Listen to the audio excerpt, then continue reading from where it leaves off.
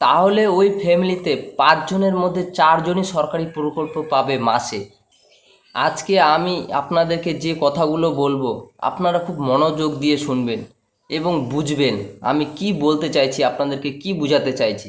আর হ্যাঁ, আজকের আমার কথাগুলো যারা লেখাপড়া জানে, শিক্ষিত, তারাই শুধু বুঝতে পারবে যে আমি কি বলতে চাইছি। আর যারা লেখাপড়া জানে না, শিক্ষিত না, তারা কিছুই বুঝতে পারবে না। তাই বলছি যারা শিক্ষিত একমাত্র তারাই এই ভিডিওটি দেখবে আজকে। তো চলো শুরু করি, আজকে আমি কি বলতে চাইছি। এই যে সরকার থেকে যত প্রকল্প দিচ্ছে, সব প্রকল্প কি মানুষের পক্ষে ঠিক হচ্ছে দেওয়ানো? আমার তো মনে হয় যে ঠিক না।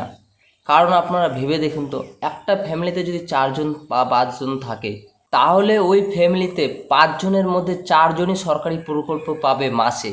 যেমন মনে করেন মা বাবা, তারা যদি মাসে 2,000 করে বৃদ্ধ ভাতা পায় তাহলে 4,000। আর সে বা তার ওয়াইফ, সে যদি পায় যুবসাথী, সে পাবে মাসে 3,000। তার ওয়াইফ যদি পায় অন্নপূর্ণা ভাণ্ডার, সে পাবে 3,000, তাহলে 6,000 মাসে। স্বামী স্ত্রী 6,000, বাবা মা 4,000, তাহলে মাসে হলো 10,000।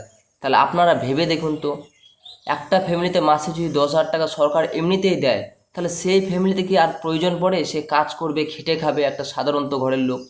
তাহলে আমাদের সরকার এই প্রকল্পগুলো দিয়ে আরও মানুষ বেকার হয়ে যাচ্ছে, কাজকর্ম করছে না, শুধু বসে বসে খাচ্ছে সরকারের টাকায়। তাই আমি বলছি এই সমস্ত প্রকল্প বন্ধ করে, হ্যাঁ, যেগুলো প্রকল্প মানুষের সত্যি প্রয়োজন আমি বলে দিচ্ছি। যেমন মনে করেন একটা বেকার ভাতা, যার 60 বছর বয়স হয়ে গেছে, সত্যি কাজ করতে পারে না, তার প্রয়োজন, তার সত্যি প্রয়োজন, তাকে দেওয়া দরকার।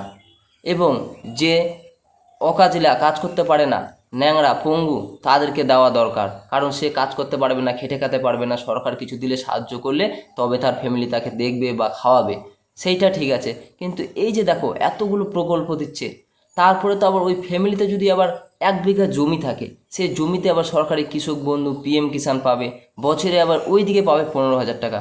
সে তাহলে ওই সরকারি প্রকল্পে মাসে 10,000, এদিকে 15,000, তাহলে গড়ে যদি 11,000 পায়, আর বাকি 1 বিঘা যে জমি থাকছে, সেই জমিতে যদি বছরে 2বার ধান করে, তাহলে ওই ধান দিয়ে 5 জনের খাওয়া কিন্তু চলে যায়। আর সাধারণত ওই 11,000 10,000 টাকা লবণ তেল যা লাগে বাড়ির, সব কিন্তু খেয়ে টেয়ে চলে যাবে।